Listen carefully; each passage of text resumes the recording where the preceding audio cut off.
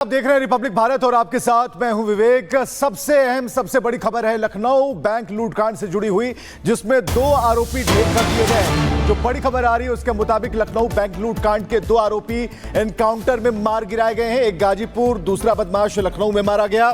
Checking के दौरान police और बदमाशों में फायरिंग हुई दोनों तरफ से। लखनऊ में सोविंद कुमार नाम का बदमाश ढेर हुआ। गाजीपुर में सनी दयाल का नाम का जो बदमाश था वो ढेर हो गया। तो ये जानकारी इस वक्त हम आपको देख रहे हैं। एनकाउंटर में ढेर, एक गाजीपुर, दूसरा बदमाश लखनऊ में मारा गया है। चेकिंग चल रही थी और पुलिस ने जैसे ही बदमाशों को हाथ दिया, बदमाशों ने फायरिंग कर दी। दोनों तरफ से फायरिंग शुरू हो गई और लखनऊ में सोविंद कुमार नाम का बदमाश ढेर हुआ। गाजीपुर में सनी दयाल नाम का बदमाश मारा गया है। मारे गए दोनों बदमाश बिहार के रहने वाले थे। गाजीपुर में मारे गए बदमाश के कुछ पास से कैश और ज्वेलरी बरामद होने की खबर है और इस मामले में अब तक 3 एनकाउंटर हो चुके हैं। शनिवार को अरविंद और घायल नाम के एक बदमाश को एनकाउंटर के बाद अरेस्ट भी किया गया था। कॉम्बिंग के दौरान जब किसान पथ के पास चेकिंग हो रही थी और कॉम्बिंग हो रही थी तो एक स्विफ्ट डिजायर गाड़ी बहुत ही अनियंत्रित स्पीड से पुलिस पार्टी की तरफ आते हुए दिखी। तो पुलिस पार्टी को उन्हें रोकने का प्रयास किया तो वो और भी अनियंत्रित तरीके से गाड़ी चलाने लगा और उसमें बैठे एक व्यक्ति द्वारा पुलिस पार्टी पर बहुत फायर कर दिए गए। अनेक फायर में पुलिस पार्टी द्वारा अपने बचाव में सिखलाए हुए तरीके से जवाबी फायर किए गए, जिसमें एक व्यक्ति घायल हो गया है तथा दूसरा व्यक्ति मौके से गाड़ी छोड़ के फरार हो गया। इनके पास भारी मात्रा में पीली और सफ़ेद धातु के आभूषण और कुछ कैश बरामद हुआ है। गाड़ी में कुछ खोखे भी बरामद हुए हैं अनेकों मात्रा में। और चलिए ज्यादा जानकारी लेते हैं। अजय हमारे साथ लाइव जुड़ चुके हैं। अजय, बीते 24 घंटे में ये दूसरा एनकाउंटर है, कैसे पुलिस इन बदमाशों तक पहुंच पाई? नहीं, 24 घंटे में अगर एनकाउंटर की श्रृंखला देखी जाए तो ये अब तीसरा एनकाउंटर गाजीपुर का एनकाउंटर है। पहला एनकाउंटर कल के दिन किसान पथ पर होता है, जिसमें एक छोटी गाड़ी, एक वैगनआर साइज की गाड़ी में कुल 3 अभियुक्त होते हैं। पुलिस उन्हें रोकती है, पुलिस पर फायरिंग करते हैं, जिनमें से एक के पैर पे गोली लगती है। कुल 3 लोग गिरफ्तार होते हैं उस जगह से और बरामदगी होती है। जिसके बाद कल देर रात लखनऊ के चिन्हट इलाके में एक व्यक्ति है जो सोबिन बताया जा रहा है नाम, उसका एनकाउंटर होता है। उसको भी गोली लगती है। इलाज के लिए पहले सिविल, फिर उसके बाद आरएमएल अस्पताल भेजा जाता है, जहां उसकी मौत हो जाती है। और तीसरा एनकाउंटर तड़के सवेरे गाजीपुर, उत्तर प्रदेश के गाजीपुर, बिहार से सटा वो इलाका, क्योंकि मालूम चल रहा था कि इनमें से कुछ अभियुक्त जो लोकल रास्ते हैं, छोटे रास्ते हैं, हाईवे की बजाय उन रास्तों से बिहार में अपने गृह राज्य में एंटर करने के प्रयास में थे। तो तीसरा एनकाउंटर गाजीपुर में होता है, जिनमें एक अभियुक्त की अब जो बताया जा रहा है कि इलाज के दौरान मौत हो गई है। तो कुल अगर इस पूरे मामले को देखा जाए तो 7 आरोपी प्राथमिक तौर पे पुलिस की जांच में निकलकर सामने आए थे। सबसे पहले कल के दिन एक आरोपी के पैर में गोली लगती है, उसके साथ 2 और गिरफ्तार होते हैं। तो कल के दिन टोटल 3 गिरफ्तारी। फिर आज सुबह एक एनकाउंटर होता है और उसके बाद एक भाग जाता है और एक अब गाजीपुर में एनकाउंटर होता है। तो कुल मिलाकर 5 जो अभियुक्त हैं, पुलिस 5 में से 2 जिनकी मौत हो चुकी है, एक घायल है, 2 गिरफ्तार है और अभी 2 और बचे हैं जिनको पुलिस अभी भी खोज रही है। बहुत बहुत शुक्रिया तमाम जानकारियों के लिए। अब रफ्तार 100 को देखते हैं, तेज तरार रफ्तार से भरी खबरों को।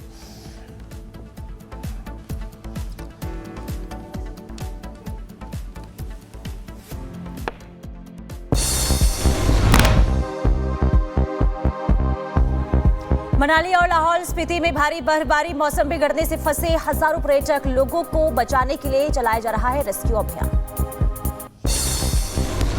हिमाचल प्रदेश के मनाली में बर्फबारी से बिगड़े हालात। सोलंग नाला से लेकर अटल टनल तक 1000 से ज्यादा गाड़ियां फंसी। बचाव अभियान जारी, 700 वाहनों को निकाला गया।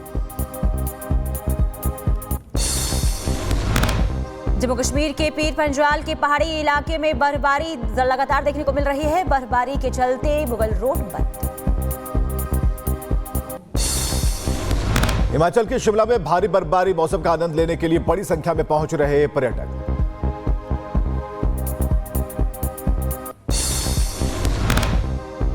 जम्मू कश्मीर के सोनमर्ग में बर्फबारी, बर्फ की चादर से ढका सोनमर्ग। कश्मीर के कई इलाकों में माइनस में पहुंचा तापमान।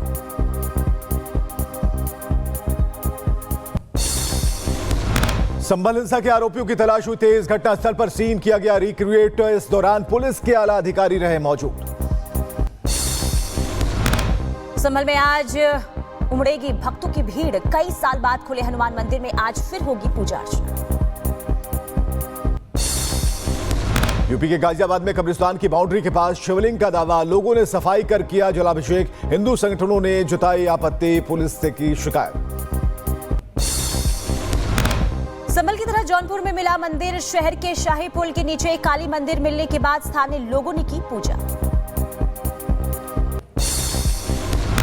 केंद्रीय मंत्री गिरिराज सिंह का राहुल गांधी पर हमला, कहा राहुल गांधी सत्ता के लिए व्याकुल, महाराष्ट्र की हार से लेनी चाहिए सीख। सत्ता जनता के आशीर्वाद से आता है, व्याकुलता से नहीं आती है। महाराष्ट्र के हार से उन्हें कुछ सीखना चाहिए और झूठ की खेती बंद करें।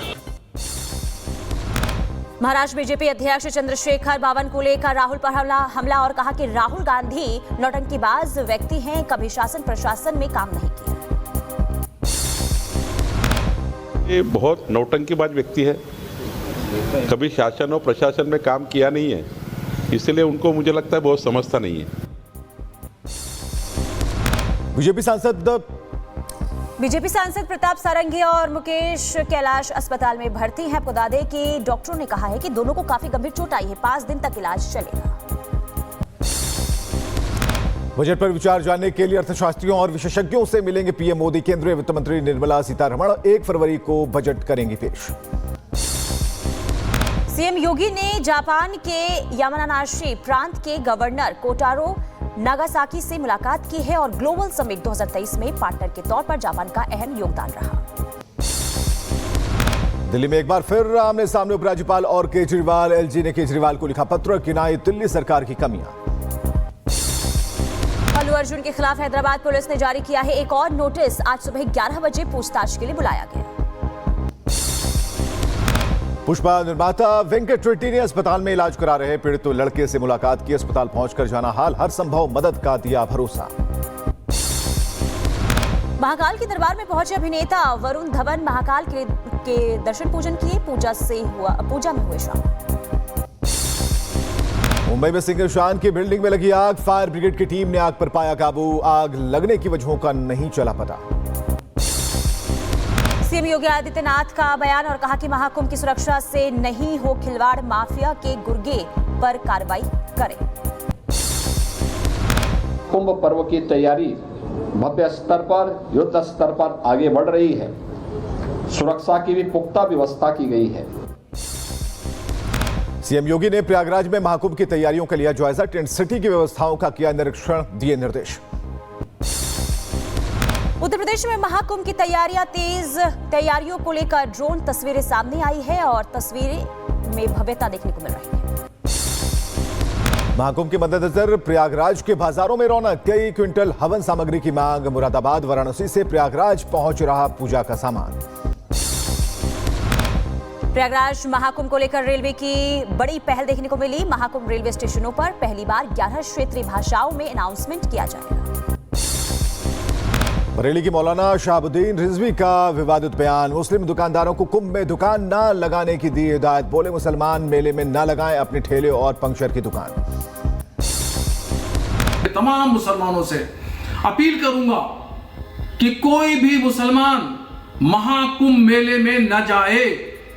मोची जोड़ने वाले, चप्पल जोड़ने वाले, ठेला लगाने वाले, चाय का खोखा लगाने वाले, पिंचर जोड़ने वाले। फिल्म निर्माता श्याम बेनेगल का 90 वर्ष की आयु में निधन, चोट लगने के बाद से कई दिन तक वो कोमा में थे। श्याम बेनेगल के निधन पर पीएम मोदी ने जताया दुख, पोस्ट कर लिखा उनके काम को विभिन्न क्षेत्रों के लोग हमेशा सराहते रहेंगे। श्याम बेनेगल के निधन पर सीएम योगी ने जताया दुख और लिखा कि श्याम बेनेगल का निधन अत्यंत दुखद है एवं सिनेमा जगत के लिए अपूर्णीय क्षति है।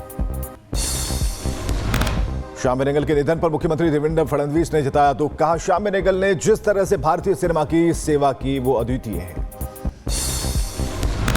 उत्तर प्रदेश के लखनऊ में पुलिस और बदमाशों के बीच मुठभेड़ हो गई, गोलीबारी में मारे गए 2 बदमाश, मौके से पुलिस ने 4 लोगों को गिरफ्तार किया, सोना और चांदी बरामद। मुरादाबाद में पुलिस और गो तस्करों के बीच मुठभेड़, पुलिस ने 2 गो तस्करों को किया गिरफ्तार, गोली लगने से दोनों तस्कर गिरफ्तार। लखनऊ की चिन्हट में बैंक में चोरी मामले में पुलिस को बड़ी सफलता लगी है, 3 आरोपी मुठभेड़ के बाद गिरफ्तार किए गए हैं, 4 अभी भी फरार हैं। मुंबई पुलिस का घुसपैठियों के खिलाफ अभियान तेज। नवी मुंबई क्राइम ब्रांच ने 10 बांग्लादेशी नागरिकों को लिया हिरासत में। उत्तर प्रदेश के